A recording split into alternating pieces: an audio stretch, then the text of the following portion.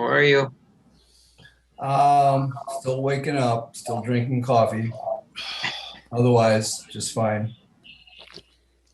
I just woke up too. I fell asleep on the couch and woke Hmm. up at 20 after 10. Ha. Hey, morning, Bill. Yeah, we're all go. We're streaming and recording. I'm going to share my screen so people can see the agenda. Is that okay? Sure. Okay.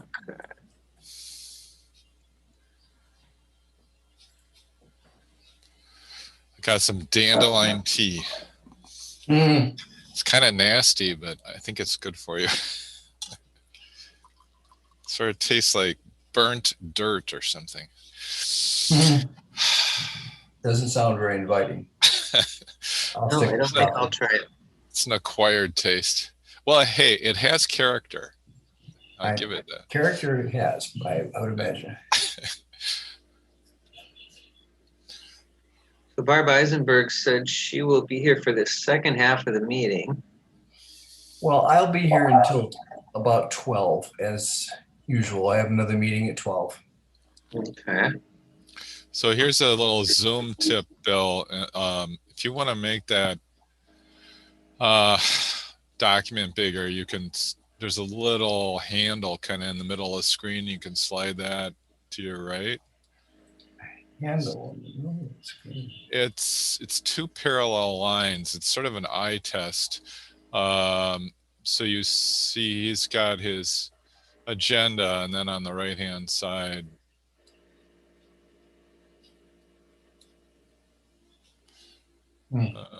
it's very subtle. It's very subtle. So you might see it when you don't have to find it now, but it's there. Hmm. Because sometimes it's just too small for me, and then what happens is when you drag it to the right, then the gallery view gets smaller, and then the screen share gets bigger.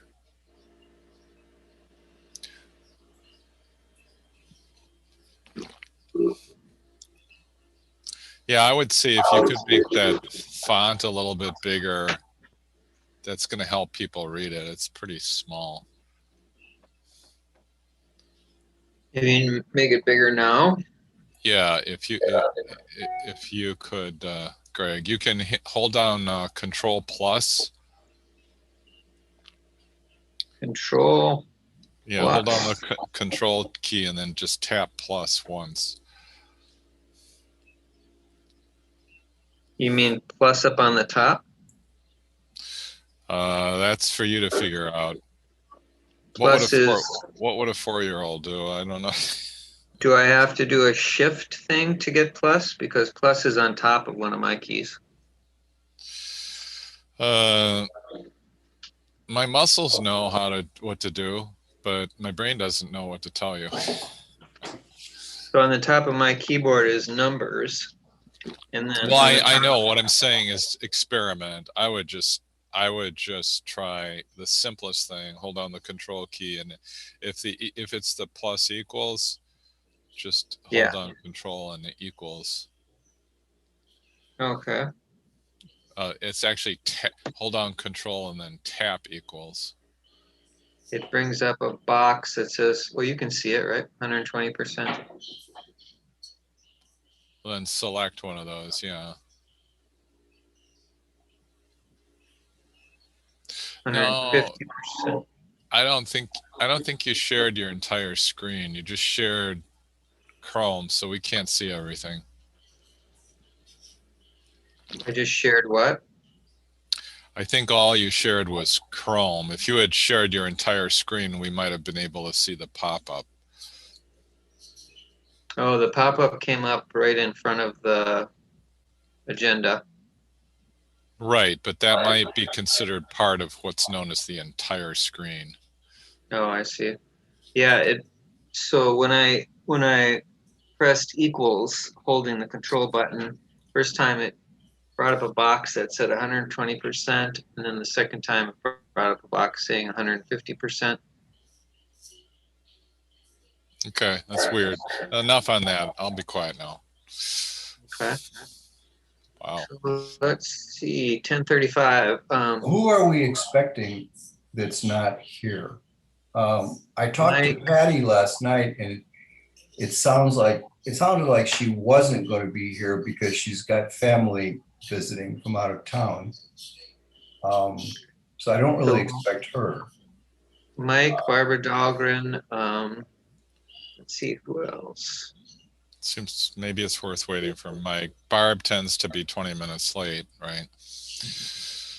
Oh, wait.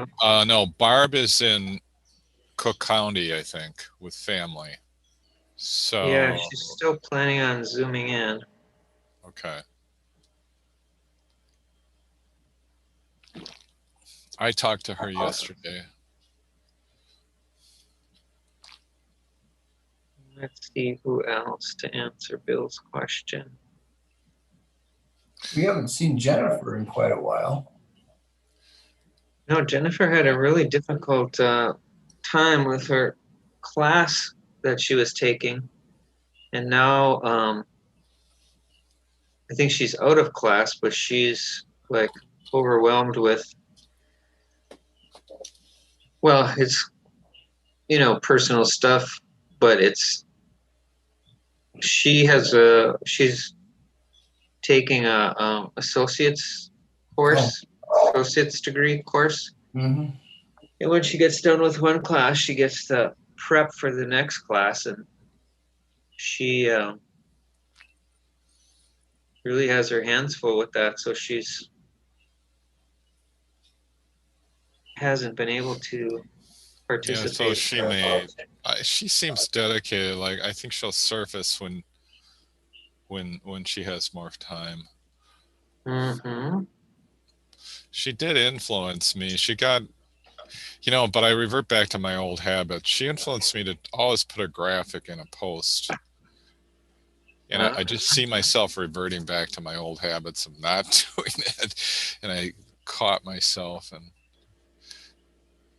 so We haven't seen Curtis in quite some time, too. Oh, I have news on Curtis. Yeah, he reached out, and I met with him yesterday for an hour. Oh, yeah. And it took a whole hour just to get barely back to where he got I got him logged into Nation Builder. So we got absolutely nothing done, but we're ready in the next meeting, and it's all good. He's got a nice attitude. It's fun working with him. So he's still prepared to do some work on the side here and there, huh? Right, and we have some very down to earth grunt work that Patty wants done, and so that's what I wanted to focus on. And it's a spreadsheet, row by row. You just go through the spreadsheet. And he did pay his dues. Did he pay? He might have paid yesterday. I don't know. Well, I got a dues check for him some time ago. So Right. you talking about local dues or state? I got state. Oh, wait a minute. Yeah, that's right. We don't have an automated way. We were the spreadsheet was the renewal spreadsheet, and he thought out loud, well, I should pay my dues. So yeah, he would have to send in a check, right? So He already did. I got his check. That was I don't know, a couple months ago. Okay, good. All right, so we're essentially missing Mike. Are there any preliminaries we can work on until people start showing up? Yeah, I was just calling Barbara Dahlgren, so I left her a message because from the conversations we've had, she was planning on zooming in, but she also has a lot going on with pregnancy and all that, so I thought I'd just send her a little message. Sorry to be gone for a minute. And yeah, we can get all this, a lot of this stuff we can skip down to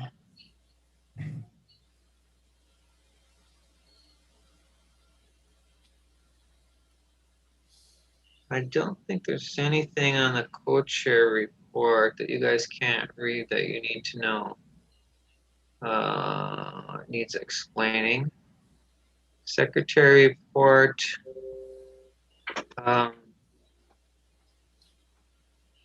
We can approve the minutes. They went out to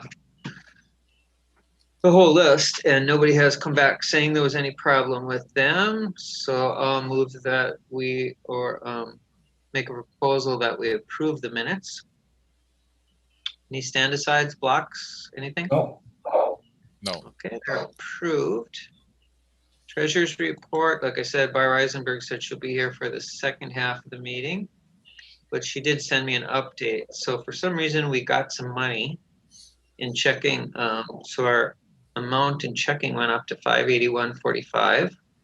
And we have to discuss Juneteenth donation because we got a letter from the Northcott Neighborhood Association, and they are asking if we want to be a sponsor again and that kind of thing. Probably because we had a table there in the past, a couple of years back. And then we got advice from George that we should do the Garfield Days celebration instead of the Juneteenth celebration because it was more of a crowd that was more interested in politics and would engage more with us. So then we did the Garfield Days celebration in 2018 and no, 2019 and tabled there. Yeah, that rained out really bad, but Yeah, we thanks for got a being couple there. hours in, right? Yeah, thanks for being there, Tom.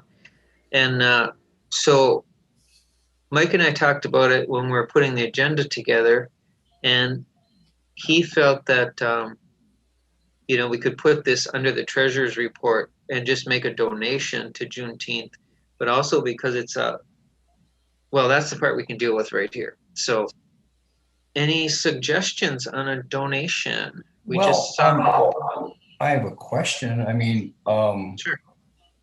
is Juneteenth a fundraising project wherein organizations make donations? Why would we donate to Juneteenth? I mean, if we had a treasury that was overflowing with funds, I could see that. But what's the logic behind singling out Juneteenth for a donation?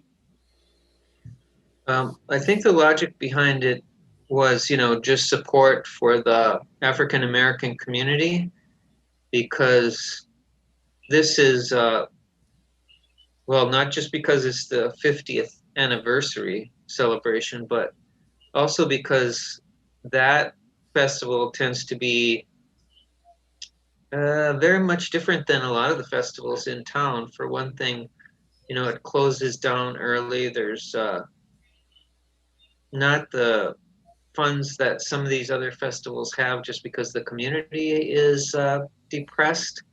And we are also trying to increase our diversity. So we want, in my opinion, to be considered supportive of that festival in not just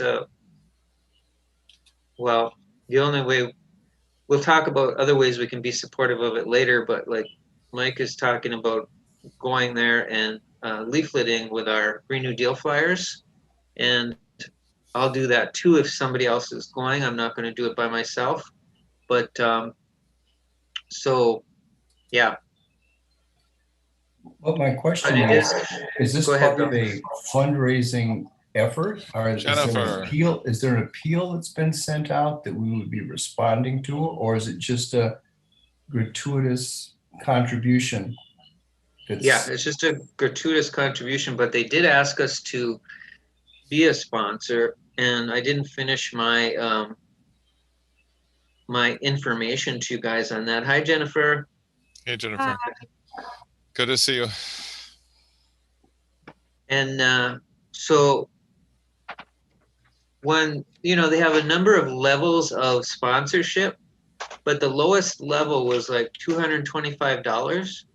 So we obviously can't do that. So we're just talking about making a donation. And yeah, it would just be a gratuitous donation. It wouldn't be us getting listed as a sponsor or anything like that, because we can't really afford that. But it would keep us on their list, and it would keep the leaders knowing that we're engaged, I guess is what I'm recommending. But we're talking about the 50th anniversary of Juneteenth, which is June 19th, and making a small donation to that because they sent us a letter. We had a table there in 2018, and that's probably why we got the letter. Because at that time we paid for a table. I don't remember what that cost, but we got advice from George to do the Garfield Days Festival instead. So that's what we did in 2019, Jennifer. And then, so any opinions on how much or whether we should make a donation or not? My opinion is, since it's not part of a core, an organized fundraising effort, and since it wouldn't be recognized other than by the person who's cashing the check, I can't see us making a contribution that's larger than a token contribution. We don't have a very large treasury, and I think we should spend our limited resources in a more targeted fashion.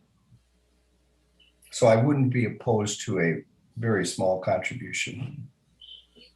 But if it was a larger one, I would have to raise some objection, I think. Thanks, Bill. Do you have a suggestion on what you'd be comfortable with?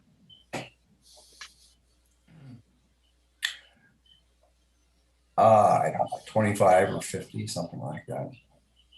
Okay.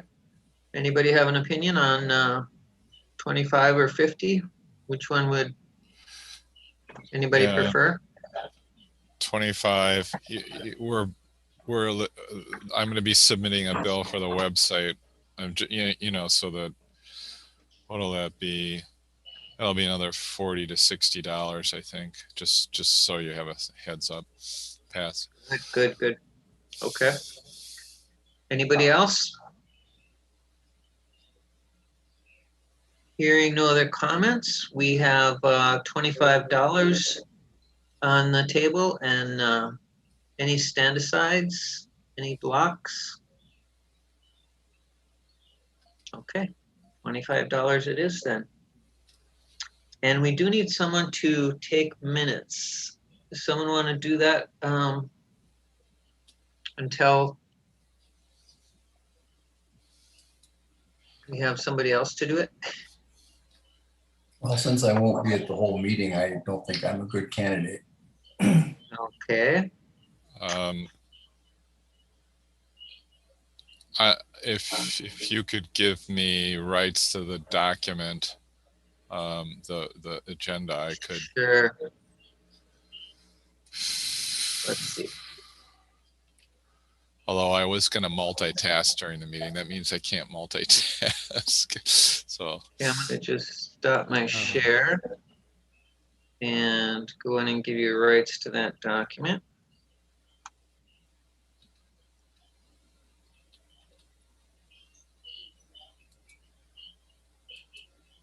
Thomas Rodman. Okay, got it. Hold on, let me see if it works. All right, and then I'm going to share again.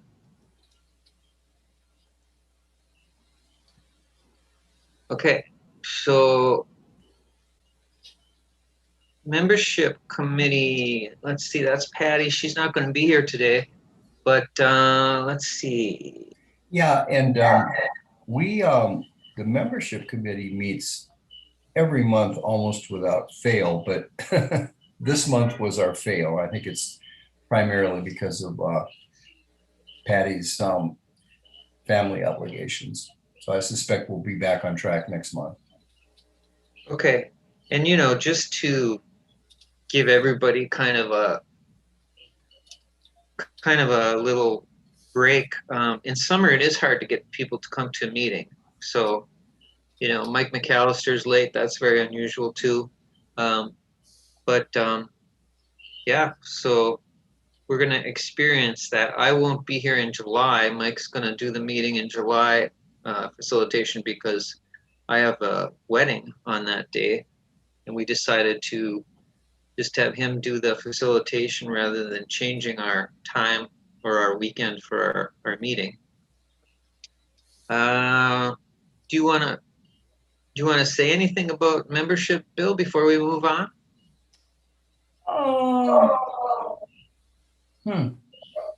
Trying to think. Tom, were you at the last membership meeting? I can't remember Yeah. what we worked on. What about, we've got a letter we're supposed to be getting out. And I agreed to do that letter. I think it's slowed down primarily because of Patty had to do the prep work on the letter. So Greg, when we talked the other day, I indicated I was ready to get that letter out. Right. And it was a letter that was like a membership appeal and dues. And have you seen the draft of the letter? Yes, I have. And what we're waiting for on that is we're working on addresses. So Tom and I have worked a little bit on that. I'll be working on it more this coming month. But it's a slow process for me this summer too, because I'm trying to get rid of both a house in Upper Michigan and a house in Door County, an old mobile home in Door County. That's our camp. So you can tell from the co-chair report, I haven't been able to do much this month, but it's still on the table and we'll be discussing it further on down the agenda, Bill. But thanks for bringing it up. Other than that, I don't have much else to report on membership. We did have a meeting. We had a May meeting. Okay. You remember what happened at that May meeting, Tom? You were there, weren't you? I think I was there. I don't remember much beyond what you said. Yeah, the meetings all tend to run together after a while, don't they? Better that I shut up and rather than try to make something. I could fumble through my notebook and 10 minutes later. Let's just say that we've got a membership committee. It continues to meet monthly. The meetings are fairly well attended. We get something done every month, and as Greg noted, we'll be discussing the specific letter we're going to be sending out from the chapter later in the agenda. Great. All right. Well, let's zoom on. Let's see. So, Greg, go ahead. Yeah, I think you're doing it, but it's easier for me to just look at the document. So if you can keep moving your cursor, I can follow where you are in the meeting. Okay. Tom, can you repeat that? I was just talking to Mike McCallister. He's trying to get in. Oh, okay. Well, wait, let me see if he's in the waiting room. I don't think he is. He said he was trying to do too much on Saturday morning, so he's just trying to get in now. Okay. All I'm asking you to do is to anchor your cursor in the document. Oh, thank you, Tom, for the reminder. Because it's slightly easier for me to follow that way. Okay. Thank you. It's easier for everyone. I appreciate you reminding me. Okay, IT social media report. That's you, Tom. Yeah, I have really nothing to report other than I tried to marshal my strength to do another massive. I actually did 2 email blasts last night, but I was going to do a third, and I would encourage, this could be a joint effort that prior to each one of these meetings, the monthly meetings, we send out the agenda to on the order of a couple thousand people. Mike was excited about this, but takes a little bit of work because you have to pull the agenda in, or we need to get a process worked out for that. So I would welcome support on that from everybody. But and I will try to do it when I have time. Past that, otherwise I have no prepared report. Thanks, Tom. And we're behind a little bit, so it's divine order, I think, that you don't have a prepared report. Barbara did have some stuff, and so, like I say, she was planning on being here. You see the elections committee report is next. So I think she'll zoom in, but she's got a lot going on with pregnancy, and she said she was going to have to travel this weekend and stuff. So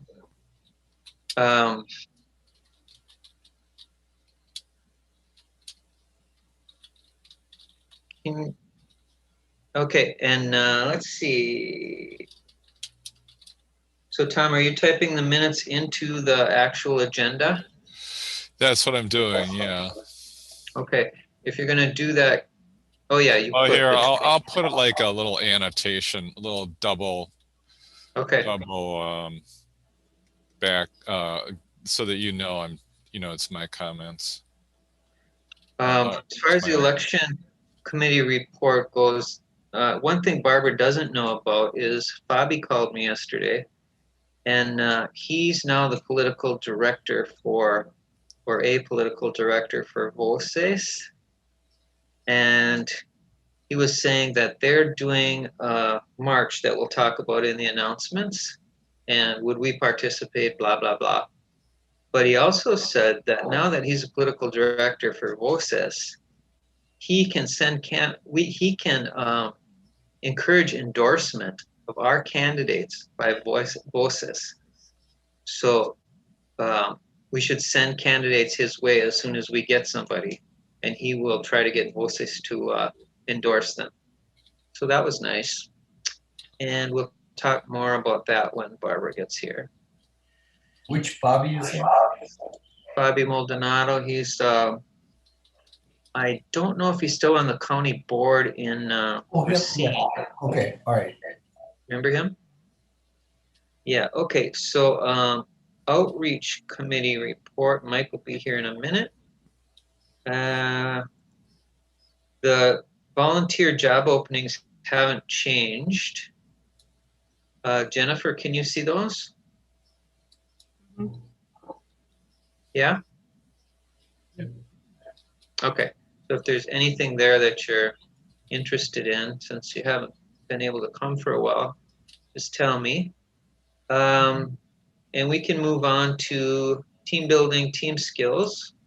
Oh, Mike gets here. So I thought what we could do with this is, if you have an idea on how to give effective feedback, we're going to use this practice scenario of I'm having an interaction with someone and they want me to give them the password right now.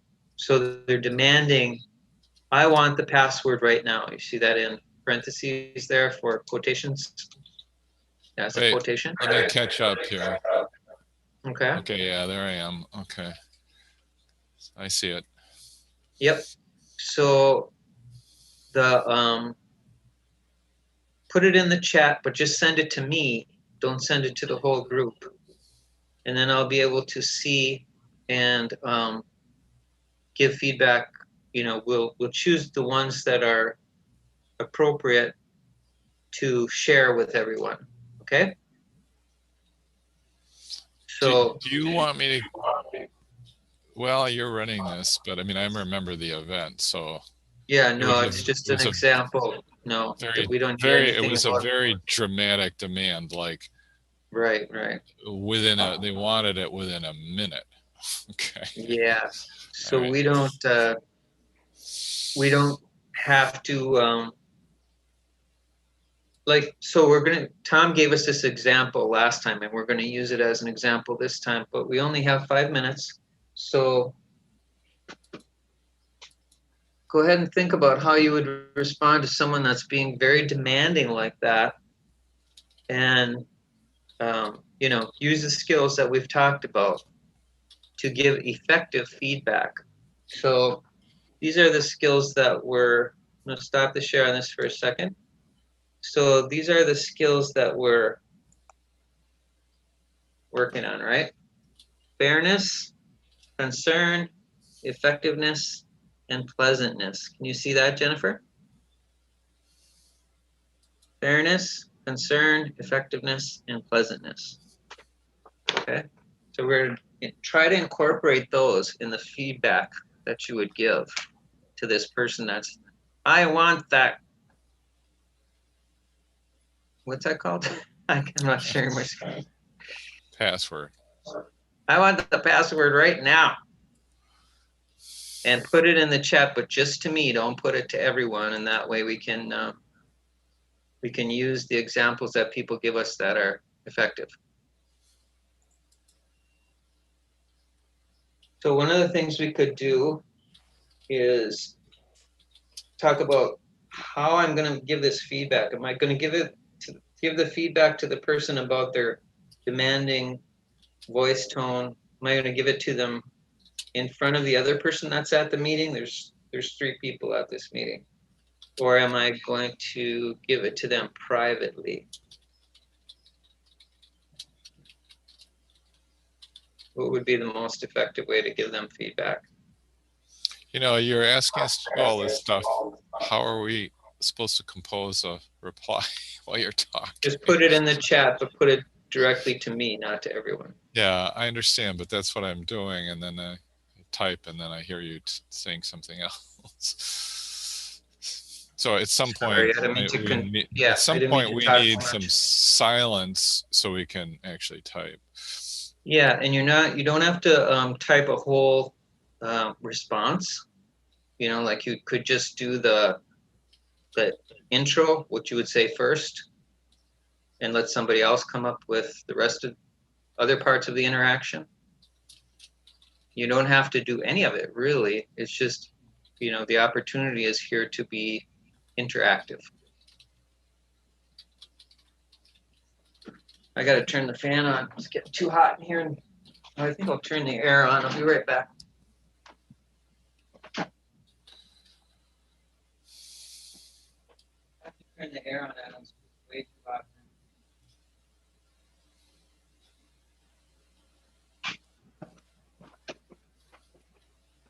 Okay.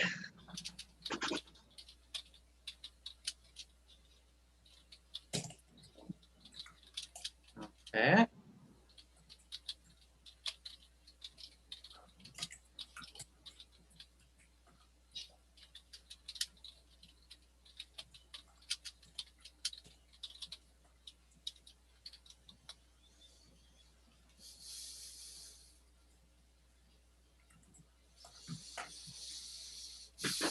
Okay, we only have 1 minute for this left. So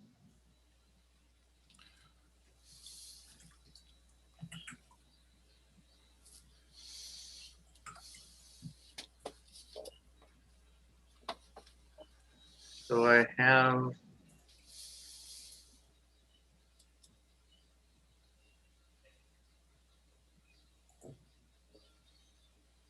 okay. So let's just answer the question. Let's see.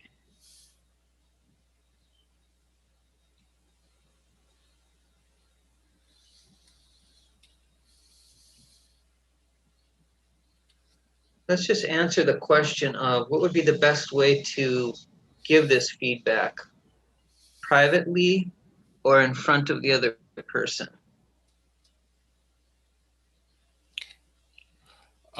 Well, I don't know if you're telling, in my situation, there was one person asking for the password and then another senior person on the same call. So that gives you a little bit of context for what. Yeah, we don't, like I say, we're just using this as an example. So it doesn't have to be about a real situation that happened, but I appreciate the example, Tom. That was very helpful because sometimes it's hard to come up with an example, and that's a very real one. So how do I give someone feedback that's being very demanding? Or let's say they're not being very demanding. Let's say they've insulted me. Doesn't matter what they're doing that's inappropriate. How do I want to give them effective feedback on a team? Do I give it to them privately, or do I give it to them in front of the other person that's at the meeting? Are you asking us to verbally respond now? Yeah, and I'm going to keep a stack. Jennifer, are you trying to speak and you're muted or not? No, I tried to type. Okay, because your lips were moving and I wasn't sure if you were trying to speak. I was kind of thinking out loud. Okay, that's fine. I'll go on the stack. Go ahead. Thanks, Bill. Well, if the person has been belligerent and insulting, then it really is best to have a sidebar conversation with them and give them a chance to back off from their belligerent stance. A lot of times people will just make a comment that's off the cuff, or they'll get frustrated or angry, and they really didn't mean those words that came out of their mouth. So you give them an opportunity to disengage a little bit. If it's not a situation of belligerence and insult, then any of, depending on the situation, either of the written responses I sent to you, Greg, might be appropriate. The first one is, yes, I'll get it to you, the password, as soon as I can. Give me a few minutes. It'll take me, and then or alternately, remind people of the discussion and the decision already arrived at concerning the limited distribution of that password. Maybe the person doesn't know that they're entitled to that password. Maybe a decision was already made that only 3 officers should hold it, that sort of thing. So, it kind of depends on the demeanor and the tone of the person as to whether you do a sidebar discussion or lay out some general considerations. Yeah, and I appreciate your sidebar discussion comment, Bill, because in a Zoom meeting, like say we're in a Zoom meeting for this, which I don't think it was intended that way, but more and more we're doing Zoom meetings, so we're kind of changing the way we do this. In a Zoom meeting, it's very easy, isn't it? Because I can just go into the chat and I can send that person a private message.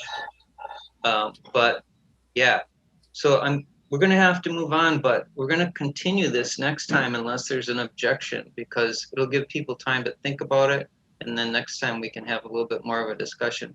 Generally, what we want to do is if we're going to give somebody any kind of negative feedback, we want to do it privately, right? So that the person doesn't get defensive. Bill's shaking his head. Yes, I know he knows what I'm talking about.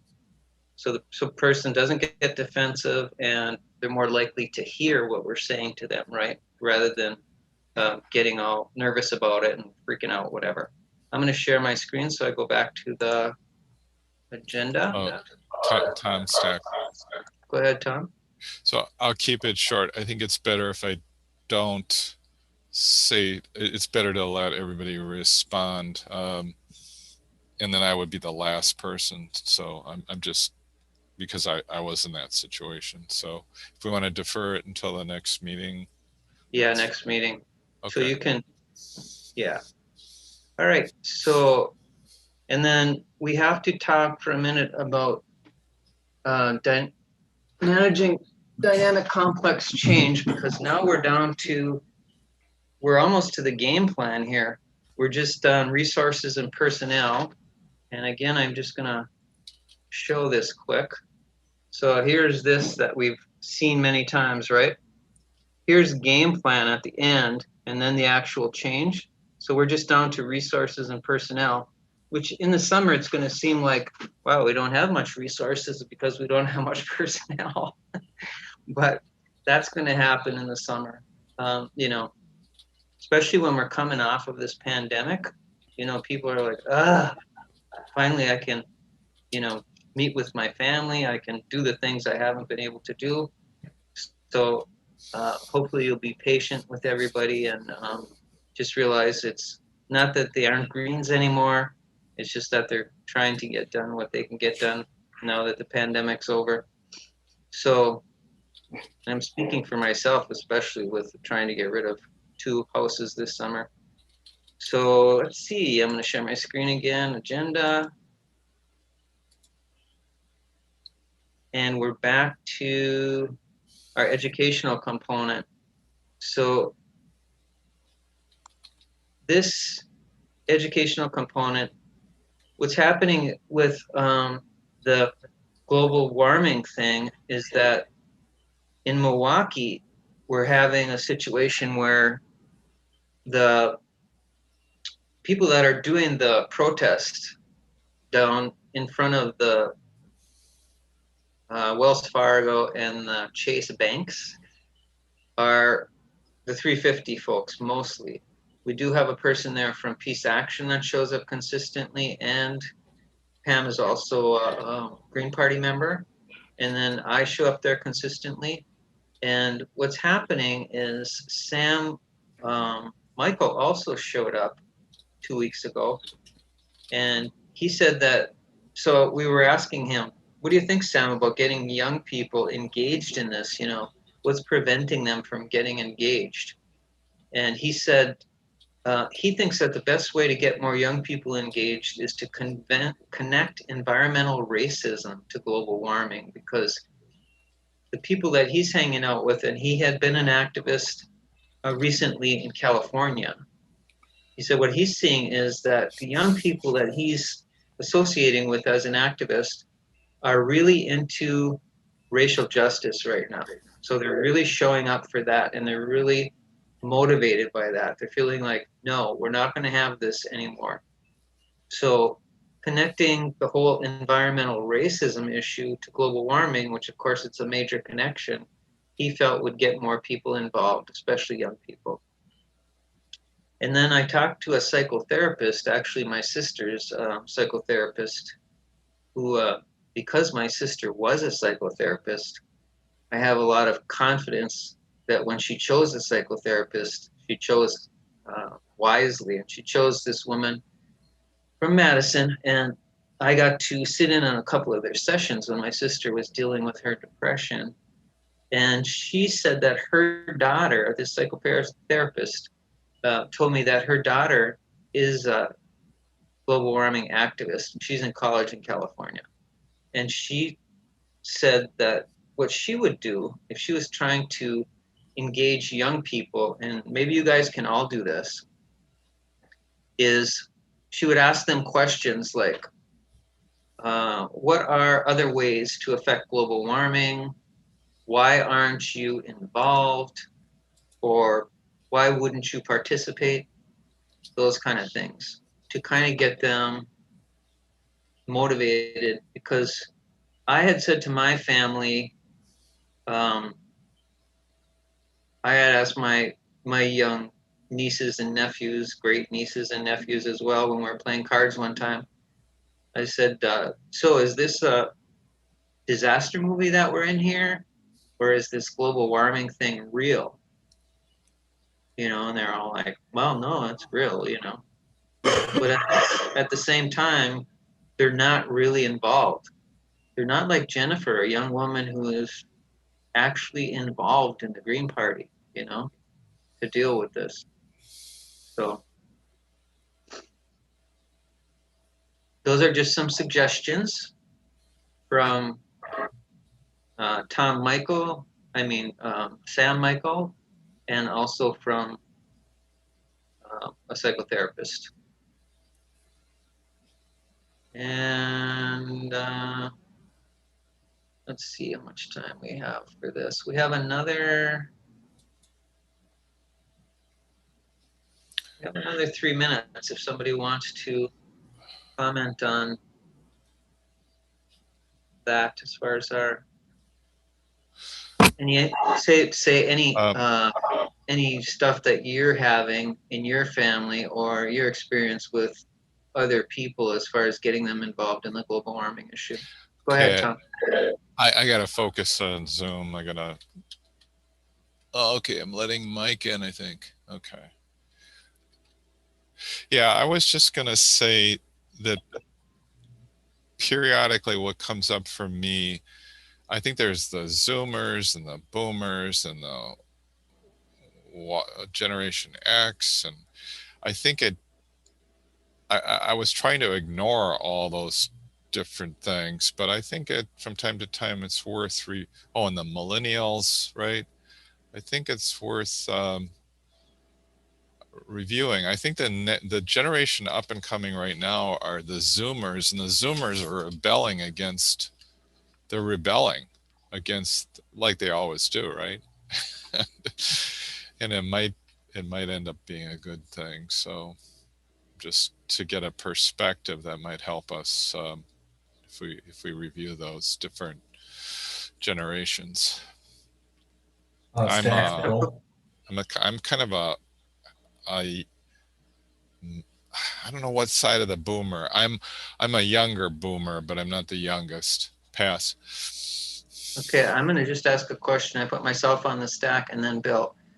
So Tom, when you say review those generations, do you have any, what were you saying about the generations, the individual generations? Wikipedia has a page with all the different generations. You know, when they were born after these life-changing events that impacted me. Like there's people that have been born, you know, after 9/11. There's people that they have no knowledge, no understanding of that. You know, they missed the Vietnam War. You know, they just have. So it's helpful to understand that, and you know, kind of. So pass. Okay. Bill, go ahead. Well, I think Greg was doing the right thing. I'm old, and I was involved in movements for social change in the 60s and 70s and thereafter. And I've noticed some tendency on the part of people from my generation to think that they know it all. And we really don't. In a sense, our generation got its chance and we didn't do real well. So there's a new generation or generations that have risen up, and they have new approaches, new ideas. And like Greg, we need to be good listeners. We need to pose the right questions. And we do, in fact, those of us from our generation have a body of experience and that we can share that might be useful. So humility is valuable, and posing the right questions and listening carefully. I've sharpened up my listening skills by being involved in DSA as well as the Greens. And the DSA has a lot of young people, and they have new approaches and new ideas. And I think we've still got something to contribute, those of us from our generation, but we need to listen and think about what they're saying and doing. Pass. Thanks, Bill. I appreciate you saying I'm a good listener. That feels good. And your advice, I was a little bit wrong on the time thing. We have about 8 minutes left on this item. Jennifer, do you have any advice for us on how to engage people on the global warming thing? Or why people aren't more engaged, that kind of thing?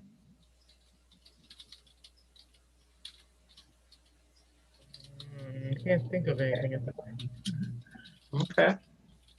Yeah, and so my son is a professor associate professor at Savannah State University, teaches creative writing, and so he has his students, that's a traditionally Black university, so he has his students write about global warming, and they're actually doing that this summer again. So he was saying, oh, you know, it's not that young people aren't engaged, it's that they're engaged in a different way. They're engaged on social media. They're engaged in a different way than he was saying to me than you're used to engaging. You know, maybe they're not out there protesting, that kind of thing, but they are engaged. And I don't think that's happening as much in Milwaukee as it might be happening in Savannah because of whatever's going on in Savannah with being him being at a traditionally Black university. So I want to ask him now, if he can like maybe bring his curriculum to UWM and MATC, because we have a connection at MATC through Jim Carpenter, and we have a connection. He has connections at UWM because that's where he got his doctorate. So anyway, just some more sharing on ways that I'm going to try to proceed with it. Anybody else? Well, I question that. I mean, well, actually, I see young people out at street actions. So, I mean, I'm just giving you some feedback. I mean, I don't think they're all disengaged, but I also see, different. I guess I do see different interaction styles, and maybe. But yeah, I'm sort of wondering too. Yeah, plugging. Yeah, I guess you're to some degree making me question, my responsibility to try to go where the action is, so to speak, on social media. You know what I mean? No, not exactly. Well, I am in the communications committee at the state level, and they bring up Instagram, and of course there's Facebook, and there's Telegram. I'm engaged in Telegram. But yeah, in order for me to understand, well, here's the other thing. When you're in the online world, you don't know how old somebody is so often. I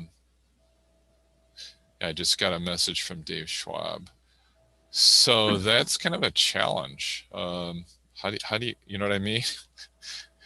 Yeah, and when we're trying to talk specifically here, right, about a specific engagement in the community on global warming.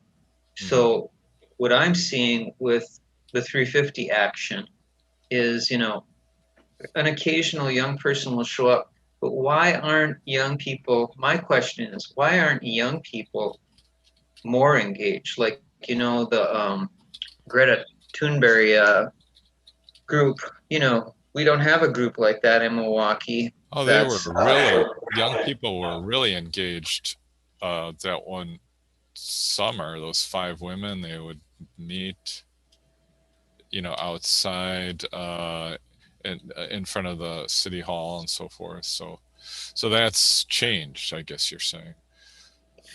Yeah, and I was gonna, when I was speaking about that, and I'm glad you brought that up, Tom, because it might have been a little bit deceptive, because I was going to meetings, they were connecting with 350, right? So that we would have a response that was as many people as we could get. So we would do the 350 demonstration, and then we would march over to their demonstration, which was supposed to start an hour later. And they weren't as engaged as they were planning to be. So I was feeling like, what's going on with that? That's my question. And those women were also getting paid. You're kidding. No, they were paid organizers.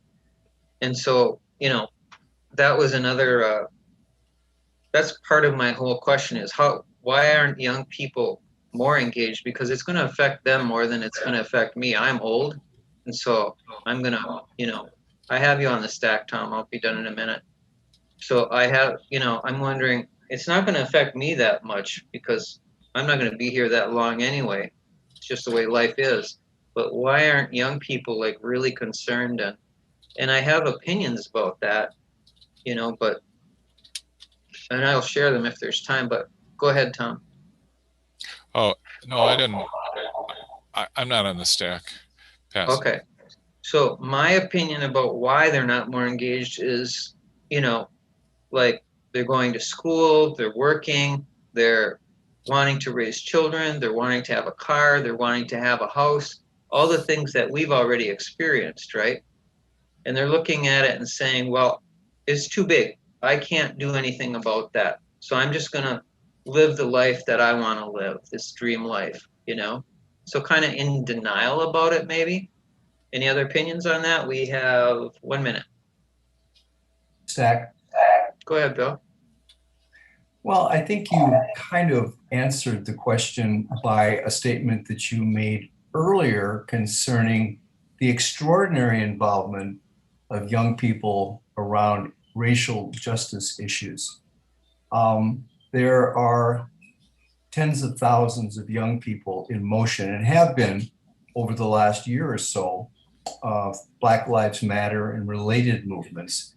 And I think though there are lots of young people in motion, there's only a finite number of them. And I think some of that social and political energy has concentrated on racial justice issues, which maybe has to some degree, sidelined issues around global warming in terms of being an activist focus. That's just an observation. The Sunrise Movement, Mike, you had a lot of information on them locally. Are they still out there and engaged, or is that group kind of gone a little bit into remission lately? Pass. You're muted, Mike. My gosh. Okay. Well, to respond to Bill's question, yeah, so the Milwaukee hub of the Sunrise Movement seems to have vanished, at least as a result of the pandemic. If not part, if the pandemic wasn't necessarily a cause, they seem to have vanished, which is too bad. National organization seems to be functioning reasonably well, although I remain concerned that they're on a national level, they're getting roped into the the traditional Democratic Party milieu. But there's, I read, I'm still on their national mailing list, and things are sort of happening, and they're also trying to get involved in climate justice issues. Mike, for the minutes, I'm sorry that you're still on the mailing list for not Sunrise, but somebody else. Yeah, Sunrise. Oh, Sunrise. Okay. Yes. So to the general question, yeah, I think there is a finite amount of time, and different people get engaged and motivated in a variety of ways. I think that it's important to connect to connect the climate movement with Black Lives Matter. That's one of the themes of the anti-racist Green New Deal that I keep talking about. And generally speaking, I want to agree with Bill's comments from earlier, which is where I came into this conversation. Again, many apologies for being so late. In terms of, of the generations do seem to have different approaches, and I try, and I also try to listen to, I want the next generation to begin leading, and I've been involved in movements since I was 13 years old. So I understand, I have some memories of being a young person in an older person's movement. I guess I'll stop there. Thanks. And we are going to have to stop there, but this, of course, is going to be something that we're going to want to keep working on. How do we engage people, right? not just for global warming, which is, kind of affects all of us in a major way, but how do we get them involved in the greens, which is the big solution to global warming, big part of the solution, in my opinion. So we have to move on. I'm going to give the elections committee report because I have the minutes from our meeting, but I'll wait and just make sure that Barbara's not going to be able to attend because her plan was to attend. And just so people know, Patty is dealing, I'll put you on the stack, Tom. Patty is dealing with some family stuff, so she can't be here today. So Tom has volunteered to do the minutes. And Barbara Maniotis, of course, I don't know, Jennifer, did you know that she's pregnant? And so she's dealing with that as well as being up north with her family, but she was planning on Zooming in. I don't know if she's having trouble. So we'll wait and we'll see if she Zooms in. Mike, do you want to do the outreach committee report now? Sure. Okay. I'm sorry, Mike, Tom's on the stack. Go ahead, Tom. Oh. So I just had this thought. I just wonder how captured the various generations are by the various media propaganda. How duped are they? How aware are they? And I don't know the answer to that question, but they spend a lot of time online. There'd be some people that know this and could give us a better perspective. There's gaming communities, there's so many different distractions, and their time is going somewhere. Where is it going? I mean, I know it's work too, but in terms of their intellectual time sinks, where are those going? Pass. Yeah, and that's a good question for next time, Tom. I'm going to put that on the agenda as a question we need to talk about for global warming next time, because that's a really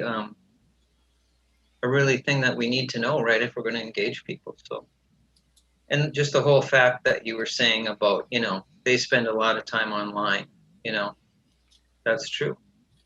So Mike, we're ready for the outreach report. Okay. Are you going to share your screen? Do you need to share your screen for this or not? Because otherwise No. I'm going to share my screen. Okay, I'll share my screen for the agenda and you can go ahead. Okay. Brothers and sisters, next Saturday is kind of a big day for reaching out to folks who may not be familiar with us. There are 3 events that overlap a little bit, but are key to reaching out and talking to people about our issues, the Green New Deal, and everything else. Next Saturday is Juneteenth Day. The Northcott Neighborhood House, as is traditional, is hosting the 50th Milwaukee celebration of Juneteenth Day, one of the oldest celebrations of Juneteenth in the country. It's only it is not as large as it has been in some years. This is partly pandemic related, as we're all still trying to deal with stuff. But it is an opportunity for us. To engage with organization, with community. There are traditionally quite a lot of community organizations, folks involved inside the Black community. And I think it's an opportunity for us to engage with folks who are having tables, to reach out to other folks, and engage the interest of potential coalition partners for our anti-racist Green New Deal coalition. I'm going to try and make that. In addition, several of us are involved in this speaking tour of Julian Assange's father and stepbrother, who are going across the country, and they will be here next Saturday morning at the Starburst Sculpture on the lakefront for a rally and news conference to talk about Julian Assange and his case. That's at 10 o'clock on Saturday. And then thirdly, the Stand for Peace is focused on solidarity with the Cuban Revolution and with the continuing attacks and blockade against Cuba. It would be really nice if we could get some folks to attend those events. Ordinarily, I would be passing around a sheet, but if there are folks who are interested in attending any of those, just drop me an email or pop some contact information in the chat. Greg, have you talked to, are we still printing leaflets, our old Green New Deal leaflets? Yeah, I'm printing those, and I'll have them done probably on Monday. Yeah, did that answer your question? Yes. And so we've got those to hand out. I wish we had a new one, but such is life. Those will do. So we could pass those out, and at Juneteenth Day, I would love to hear from anyone who would like to kind of hop from table to table, trying to talk to community organizers. Yeah, and I'll do that, Mike. Yeah, I'll do that.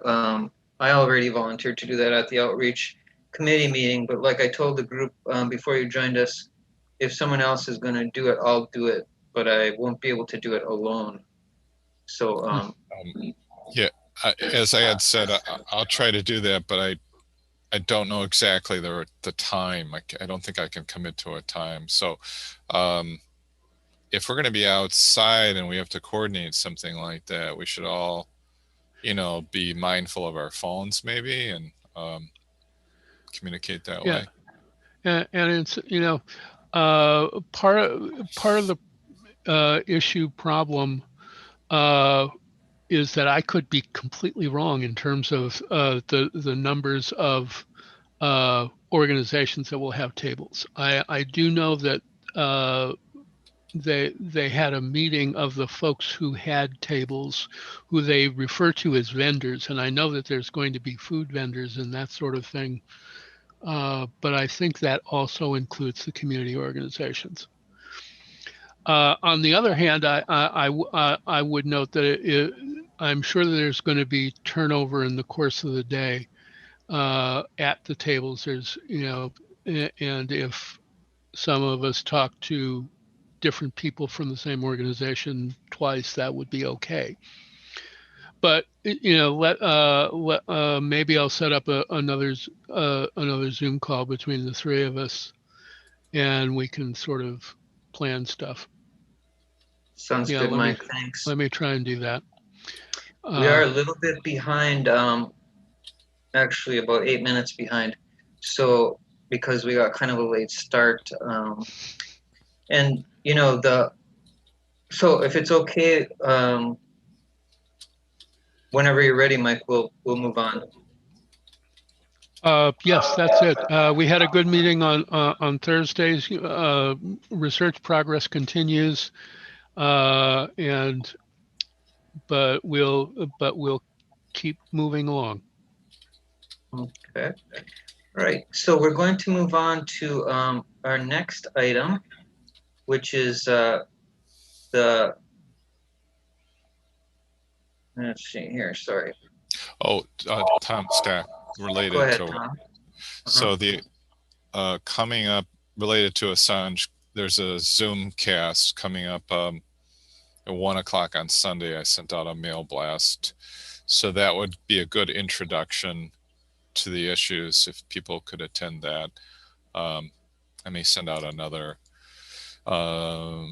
mail blast on that. John Kiriakou, Ray McGovern, a guy I don't. There's another guy I need to look him up, and then the Assange family, the father and the stepbrother, pass. Yeah, if you could give us a link, Tom, that would be great, to any way that we can find out or Yeah. put it in the chat, whatever. But I Sure. realize you're busy taking minutes, so it's not going to be easy for you to do all that. But that is really appropriate because we're on announcements now. So we were talking before you got here, Mike, about Fabi has reached out to me, Fabi Maldonado. He is now, what do you call it? I have to look back here and see what his job title is. Under elections, political director for Voces. And so he said, send candidates his way and he can endorse them. He can not endorse them, but he can encourage endorsement by Voces. So that was nice to hear. And he also was telling us about this event that Voces is doing. It's a block party and a 15-mile march. And it's going to be about the reconciliation bill. I guess specifically it's infrastructure and jobs budget bill. Mhm. And so to support that, so he was asking us if we would show up, and the date is the 20th, and it's at 9 a.m. 20th is Father's Day. My father's 89 years old, so I'll be with him on that day, so I won't be able to show up. But if any of us could and wear our buttons and wear as many buttons as you can, like put buttons all over your shirt, Green Party kind of thing. We have as many buttons as you could possibly want. And let's see, other announcements. So the Wisconsin People's Power Summit is actually today. If anyone wants to zoom up to Maribel, Wisconsin, and we will be asking them to give us a report for July and maybe be our educational component for July, because the bailout the people, Wisconsin bailout the people's people are very much involved in that event. So that's Brian Pfeiffer has reached out to us about that, asking if we were coming. I told him that I personally was going to be not able to come because of our meeting today, but that we would do a lot of publicizing about it. And then Mike suggested that we reach out to them and ask them if they would like to give us a report as far as being our educational component next month. So I'll reach out to Brian. And Babette is also part of that Wisconsin bail out the people thing. So if Brian can't do it, maybe Babette could do it. So we'll see. But anyway, other announcements. Tom Stack. Go ahead, Tom. So it's interesting. I was kind of under the gun, and I literally got a mail blast out in about a half an hour.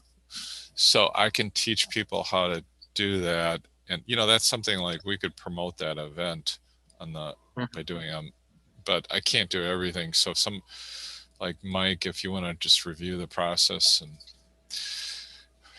we'll obviously stimulate the communications committee, because they'll have to wake up and give us the way of getting a quick okay, pass. Okay. So other announcements, let's see, we have the Green Social Mondays. Barbara said to just leave that on, even though she's not going to be able to always be there, that it is going to be a Zoom that's up and people can attend that if they want to. It's actually Jitsi. Jitsi, sorry.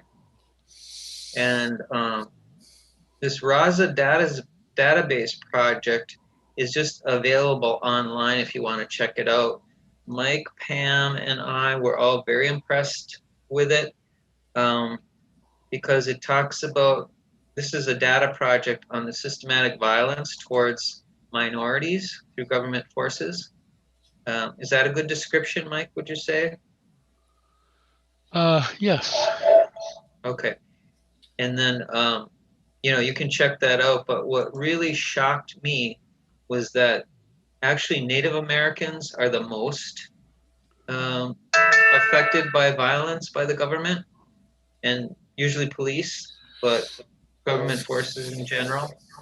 And so that was the most shocking part to me, and also brought up some ideas of wondering if that is targeting pagan community more than because some Native Americans are pagan probably in their traditional spirituality, rather than so not just a racist kind of a thing, but also a attack on a specific spiritual group, like the Chinese attacking the Uyghur Muslims or the Muslims in general. So you know, and then the Julian Assange thing we already talked about. So any other announcements before we move on? We're 2 minutes over. Yeah, I got one thing. There's a Cuba caravan on the 20th of June. I forwarded the email from Art Heiser to you, Greg, and Mike. Probably should have. I don't. Anyhow, I'm not. I think he's asking us to co-sponsor. It's a very terse email, but Art is requesting that the Green Party co-sponsor it or something. So check your email. So moved. Okay. We would. Second. Okay, I have myself, Mike, and then Bill on the stack. So we would have to decide on that right now if we're going to co-sponsor it, if it's on the 20th, because we won't meet again before then. And then, so I'll let Mike go ahead and then Bill, and then we can make a decision on that, because I haven't had a chance to see that email yet, Tom, and you can tell us more about it. Go ahead, Mike. Yes. I think this will be the third car caravan around the issue of the Cuba blockade. The Wisconsin Committee to normalize relations with Cuba wants to remind President Biden that the Obama Biden administration opened up began the process of normalizing relations with Cuba, and he shouldn't be standing with Trump on this issue. The Green Party has always been friends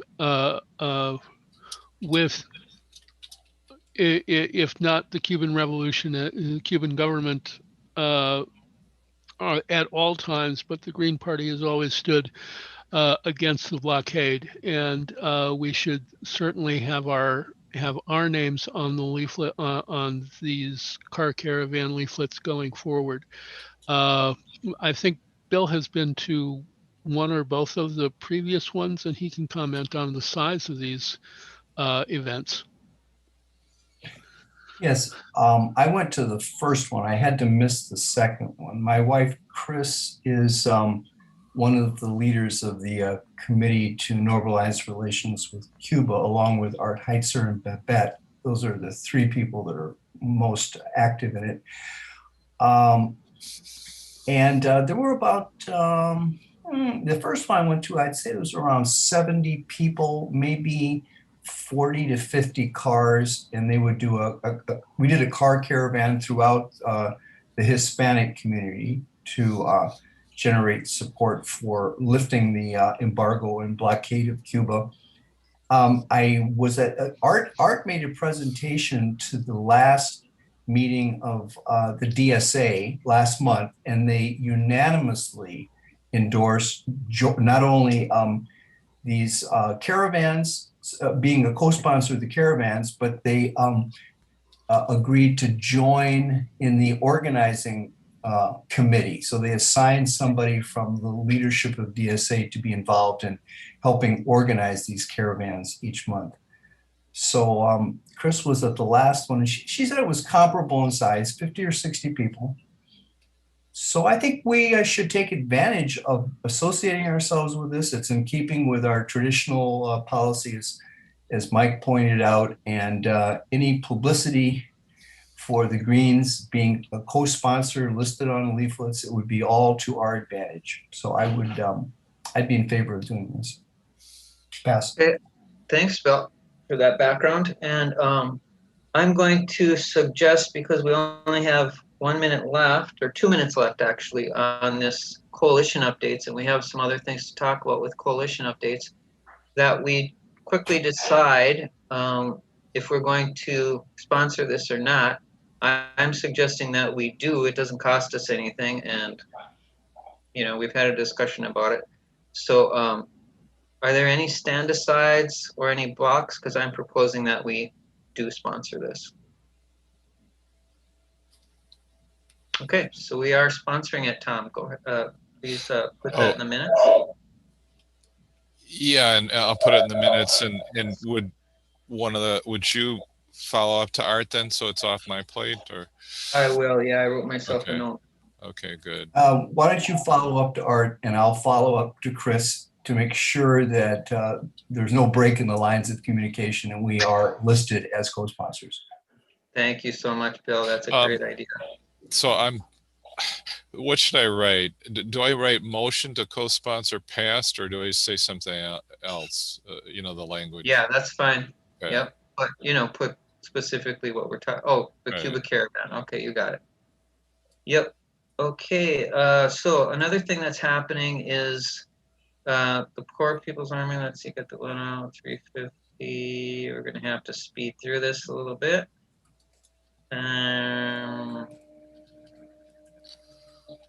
So we have in our 5G, coalition with Wisconsin for Safe Technology, they had posted on their main page this quote from Martin Paul, who's a professor emeritus of biochemistry and basic medical sciences at Washington State University. And he said, putting in tens of millions of 5G antennas without a single biological test of safety has got to be the stupidest idea anyone has had in the history of the world. So just again, some really harsh warnings that this is not something to be taken seriously. Okay. Any, go ahead, Tom. I don't know if people are aware of it, but these are phased array antennas that track phones and have directed beams. So when you're walking around, the beam actually tracks your phone. And the beam, of course, disperses a little bit, but not as much as you'd think. So it's definitely a new technology. Pass. Thanks, Tom. Okay, so we can move on to the logistics guide on the agenda, and that's the logistics guide for the line 3 thing. So a lot of people in this community are very engaged in that line 3 thing. A lot of groups, for instance, 350. And when we were doing the 350 demonstration, I think I told you last month, but this woman was handing out buttons for the line 3 thing. And then I moved to another corner, and another woman zoomed up in a car and wanted to give me some more buttons for the line 3 thing. So there's a lot of energy for this line 3 thing. I haven't been able to get a carpool going, and I don't know if I'd actually be able to do it if I did get a carpool going. But we are still talking about that 350 group. So these are some of the things that are happening. You know, this 6.5 to 6.8 logistics guide just gives you a sense of what was happening up there. But now there's a big actually event happening. So if you look on the logistics guide, you'll see what's happening more currently. And then they always do this Salsa at Sunset Tuesdays in a town called Park Rapids, Minnesota, which is right a little town that has the Enbridge offices in it. And so that could be just a fun place to camp and go to that Salsa at Sunset Tuesdays. There's a restaurant that provides food for people that come to it. And anything else on the line 3 before we move on? We are a little bit behind. Tom Stack. Go ahead, Tom. So just, I don't know if you saw it, but Joe Nathan had two sentence statement in support of the protesters, and we did a mail blast on that. And there is a I enclosed a Margaret Flowers interview, which I think I sent out once before, but if you haven't listened to it, it talks a lot about line 3 and the rice. I don't know what to call the damn things, where you grow the wild rice. Right. Those can be impacted. You know, it's very water and low. Okay, pass. Yeah, thanks, Tom. And Jennifer, just so you know, because you weren't at our fall gathering with your student stuff, working on your school stuff, Joe Nathan Kingfisher is his full name, and he's the co-chair of the state party now. So him and Dave Schwab are the co-chairs. So that's what Tom was talking about. Joe Nathan put out a statement. And he lives quite far up north. Not too far from the Michigan border, but somebody can tell me where he lives. Pass. Mm-hmm. Okay. Barbara Stack. Go ahead, Barbara. Sorry I'm late, guys. Did anybody talk about the Poor People's Army or Get the Lead Out at all? No, can you do that for us? That'd be great. Yeah, so Get the Lead Out, there's been some more things going on with that recently. Some of them are within the actual coalition itself, and some are just kind of bubbling up about the issue of lead. And so I'm getting some updates from Robert Miranda that there's going to be some kind of city meeting soon, but we're just it's going to be last minute and we don't know when it is yet. So as soon as I know when that city meeting is, I'll put the call out to everybody about that. Obviously, the city is still not really taking any responsibility for the lead pipes. And the latest news I heard about Milwaukee is that they're just kind of now waiting for the national bill to pass on infrastructure that will have a 50-year plan to get rid of all the lead in the country, which is just ridiculous when we already know that we have the resources to go ahead and work on the issue now. And there's this radio station called 99.7 The Truth, 91.7, or 10. I think it's 107. 107 The Truth. And one of the hosts has been talking about this lead issue pretty much every day that I've heard him on the radio. And so I've been trying to link him up with Get the Lead Out, and he was responsive. So that may be in the works. West Allis is still getting. I'm sorry, what does he do? What does, you said every day pretty much focuses on what? Well, Barbara, just to give you some background here, what's going on. Patty had to be at a family thing today, so Tom is taking the minutes. That's why he's interrupting with you. Yeah, so there's this new Black Talk radio station, and they actually have some real activists who have just 3-hour, 4-hour spots on the radio. And I was very pleasantly surprised to hear that one of these hosts who comes on in the afternoon has been focusing on the lead issue many times, like he'll have a segment just about the lead and bring on activists, but he hadn't brought on anybody from Get the Lead Out. So I reached out to his Facebook page and he actually responded. So we may be linking up some people with our coalition. And another note about that is that Get the Lead Out actually has a website and we are not listed as coalition members, which is crazy because we've been in the coalition for years. So I reached out to the website and hopefully we'll be placed on the website as coalition partners. So I can link that website somewhere over here so people can get to it. It has a history of all of the city actions so far that have happened and a lot of great information about the lead issue for people in general. So it's really good to see that continuing to go forward. And Thanks, Barbara. yeah, and about the Poor People's Army. Can I just interrupt you for a minute? I'm sorry, but we're behind quite a bit. Would you be able to send us out an email about the Poor People's Army to the list? I mean, I just have a date for what's coming up next. Oh, okay. Go ahead.